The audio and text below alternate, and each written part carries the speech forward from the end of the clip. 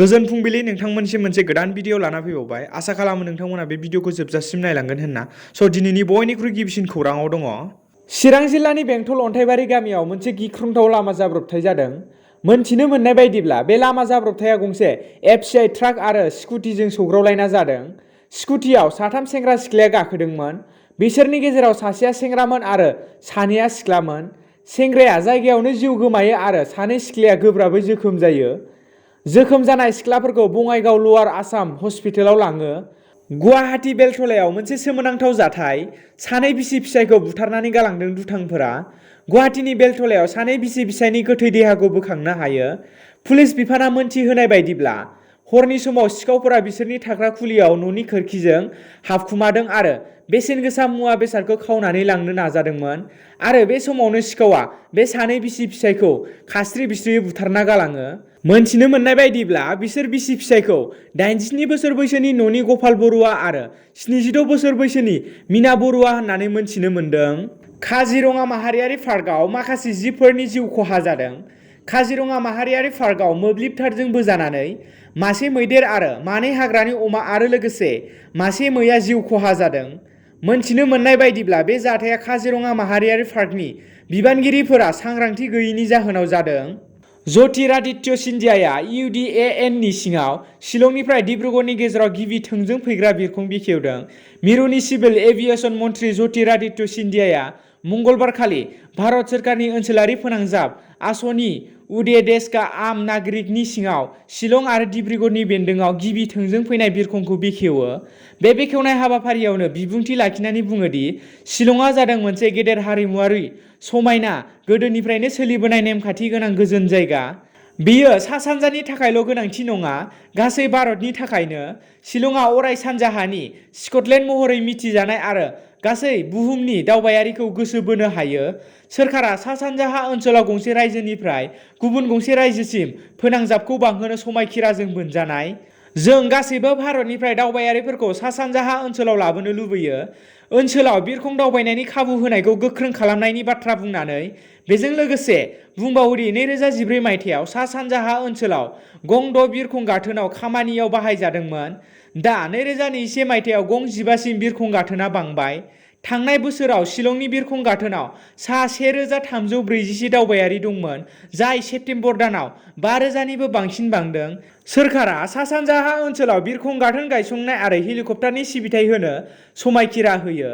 Indian airlines Shillong Dibrugarh लामानि थाखाय उडान 4 बिदिंखौ होदोंमोन। एयारलाइन्सआ 78 सिटार ATR 72 बिरखंखौ होनाय जासिगोन।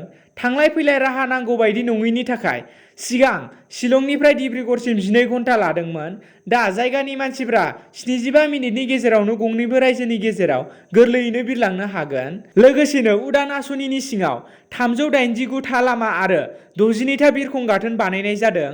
लोगोसेनो बे हाबाफारियाव मेघालयनि गिबि मन्थ्रि कनराड सांमाजों लोगोसे गोबां गोजौ थाखोनि MP, मन्थ्रि MLAफोरा बाहागो लायो।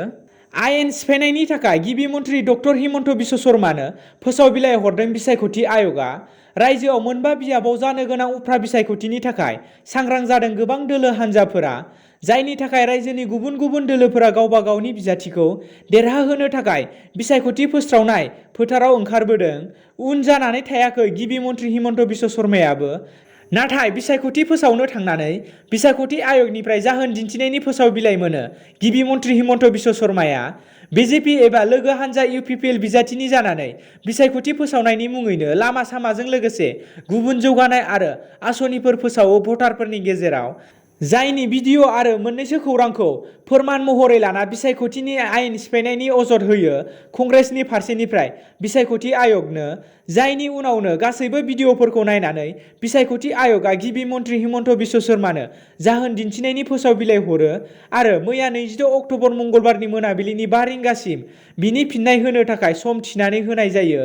फोसाव बिलाइयाव लिरहरोदि जुदि गिबि मन्थ्रिया मोनाबिलिनि 5 रिंगानि गेजेराव जाहोन दिन्थिनायनि फोसाव बिलाइनि फिननाय होआ, अब्ला बिसायख'थि आय'गनि फारसेनिफ्राय संदाननाय जागोन।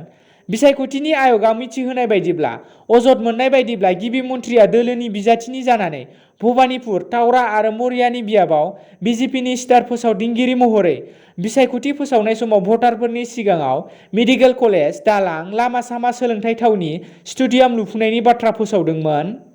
रायजोआव कारफिउखौ 1 घन्टा बांहोबाय। 11 रिंगानिफ्राय फुंनि 5 रिंगासिम कारफिउ थागोन। आसाम सोरखारा मैयानिफ्राय रायजोआव कारफिउनि समखौ 1 घन्टा बांहोनानै हरनि 11 रिंगानिफ्राय फुंनि 5 रिंगासिम खालामना होबाय। बिनि बागै मोनसे गोदान एसअपि फोसावदों रायजो सोरखारा।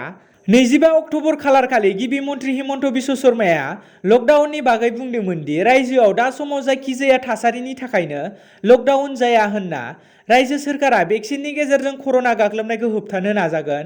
बे बाथ्रानि उनावनो रायजोआव 1 घन्टा सम कारफिउखौ बांहोनायनि थाखाय फोसावो। मैया 26 अक्ट'बर खालारनिफ्राय हरनि 11 रिंगानिफ्राय फुंनि 5 रिंगासिम कारफिउ थागोन। लोगोसेनो हरनि 10 रिंगासिम गलाफोरखौ उदाङै लाखिनो हागोन। हाबायाव खेबसेयैनो कभिड भेक्सिन लानाय सा 50 सुबुंफोरा थानो हानायनि गनायथि होयो आरो गोथै गारनाय हाबाफारियावबो कभिड भेक्सिन लानाय सा 50 सुबुंफोर थानो हानायनि गनायथि होयो।